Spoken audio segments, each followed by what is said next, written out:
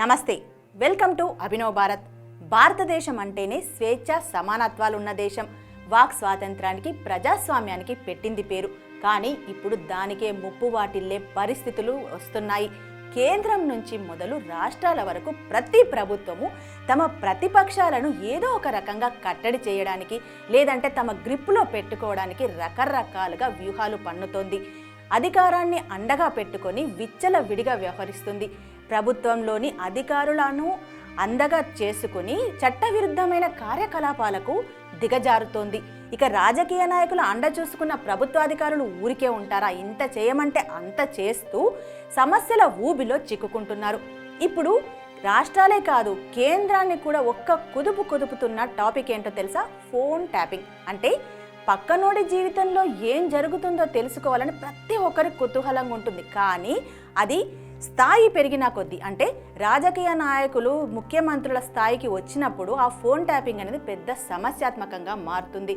అంతకుముందు కేంద్రంలోని ఎన్డీఏ ప్రభుత్వం తమ ఫోన్లను ట్యాప్ చేస్తుందంటూ కాంగ్రెస్ నాయకులు చాలా గగ్గోలు చేశారు, సమస్యలు లేవనెత్తారు. ఆ తర్వాత మొన్నటికి మొన్న ఏపీలో జగన్ ప్రభుత్వం తమ ఫోన్లను ట్యాప్ చేస్తుందంటూ టీడీపీ నాయకులు గగ్గోలు పెట్టారు. ఇక ఇప్పటికి వచ్చేసరికి ఇప్పుడు దేశవ్యాప్తంగా సంచలనంగా మారింది ఏంటంటే తెలంగాణలో జరుగుతున్న ఫోన్ ట్యాపింగ్, దానిలో బయటపడుతున్న లొసుగులు. ఇక అసలు నిజంగా ఫోన్ ట్యాపింగ్ చేయొచ్చా? ఫోన్ ట్యాపింగ్ ఎప్పుడు చేయొచ్చు అంటే, కొన్నిసార్లు ఫోన్ ట్యాపింగ్ అనేది లీగలైజే. అది ఎప్పుడు అంటే దేశ సార్వభౌమత్వానికి, సమగ్రతకు, శాంతి భద్రతల పరిరక్షణకు ఎలాంటి ముప్పు వాటిల్లినా ప్రజాశ్రేయస్సు దృష్టిలో పెట్టుకుని కొన్నిసార్లు ఫోన్ ట్యాపింగ్ చేయొచ్చు. కానీ దీనికి కూడా కొన్ని పరిమితులు ఉంటాయి, కొన్ని నిబంధనలు ఉంటాయి. దానికి లోబడి మాత్రమే ఫోన్ ట్యాపింగ్ చేయాల్సి ఉంటుంది. ఇక తెలంగాణలో ఫోన్ ట్యాపింగ్ వ్యవహారం ఎంత దారుణంగా ఉంది అంటే, అంతకుముందు బీఆర్ఎస్ అధికారంలో ఉన్నప్పుడు బీఆర్ఎస్ నాయకుడైన ఈటెల రాజేందర్ కేవలం ఈ కారణం చూపిస్తూనే పార్టీ నుంచి బయటకు వచ్చేశారు. అప్పుడు ఆయన చెప్పింది ఏంటంటే, పార్టీలో ఉన్న నాయకులు కూడా స్వపక్షమైన విపక్షమైన తేడా లేకుండా ఫోన్లు కూడా మాట్లాడుకోలేని స్వేచ్ఛ లేదు అని చెప్పి ఆయన బయటకు వచ్చారు. అదే సమస్యను అప్పుడు రేవంత్ రెడ్డి కూడా నా ఫోన్లు ట్యాప్ చేస్తున్నారు, ఎంత చేసుకుంటారో చేసుకోండి అని సవాల్ విసిరారు. ఇప్పుడు ఆయన అధికారంలోకి వచ్చిన తర్వాత కాంగ్రెస్ ప్రభుత్వము బీఆర్ఎస్ మీద గట్టి ఫోకస్ పెట్టి ఈ ఫోన్ ట్యాపింగ్ వ్యవహారాన్ని బయటికి తీస్తుంటే తీగలాగితే డొంకంత కదిలినట్టుగా పెద్ద పెద్ద తలకాయలే బయటకు వస్తున్నాయి ఇప్పుడు. అయితే ఈ ఫోన్ ట్యాపింగ్కు సంబంధించి అసలు ఎలాంటి నిబంధనలను ఒకసారి చూసినట్లయితే, ఇండియన్ టెలిగ్రాఫ్ యాక్ట్ 1885 ప్రకారము ఫోన్ ట్యాపింగ్ చేయొచ్చు. అది ఎప్పుడు?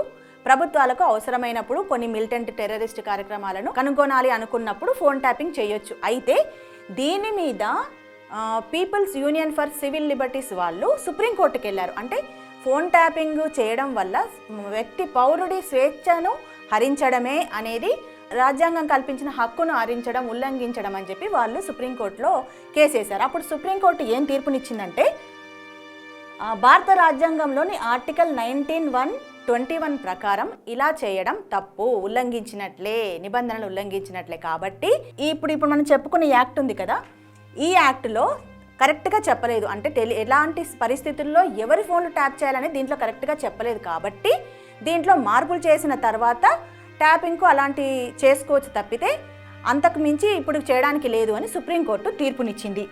దీని ప్రకారం ఇండియన్ టెలిగ్రాఫిక్ యాక్ట్లో 2007లో మార్పులు చేశారు. అలా చేసిన మార్పుల్లో భాగంగా 419A రూల్ ప్రకారం ఏ కేంద్ర రాష్ట్ర ప్రభుత్వాలైనా సరే కొంతమంది ఫోన్లు ట్యాప్ చేయొచ్చు. అది కూడా ఎందుకు ట్యాప్ చేయాలనుకుంటున్నారో స్పష్టమైన కారణాలను వివరించాల్సి ఉంటుంది.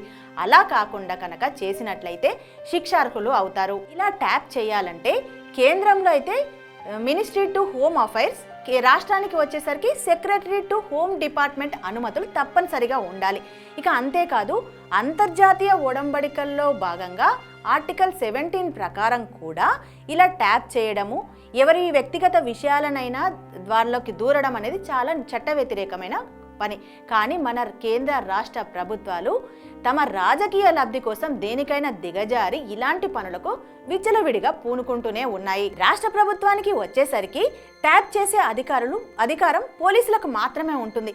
ఇక కేంద్ర ప్రభుత్వానికి వచ్చేసరికి ఇలా ఫోన్లను ట్యాపింగ్ చేసే అధికారం ఇంటెలిజెన్స్ బ్యూరోకి ఉంటుంది, సెంట్రల్ బ్యూరో ఆఫ్ ఇన్వెస్టిగేషన్కి ఉంటుంది, ఎన్ఫోర్స్మెంట్ డైరెక్టరేట్కి ఉంటుంది, నార్కోటిక్స్ కంట్రోల్ బ్యూరోకి ఉంటుంది, central bureau of taxes, directorate of revenue intelligence, research and analysis wing, directorate of signal intelligence, Delhi police commissionerate, ఇలాంటి వీళ్ళందరూ కూడా ఫోన్లను ట్యాప్ చేసే అధికారాన్ని కలిగి ఉంటారు. వీళ్ళు కాకుండా ట్యాపింగ్కు ఎవరైనా అనధికారికంగా పాల్పడినట్లయితే ఇండియన్ టెలిగ్రాఫిక్ యాక్ట్లోని 25వ రూల్ ప్రకారం 3 ఏళ్ల జైలు శిక్ష పడుతుంది.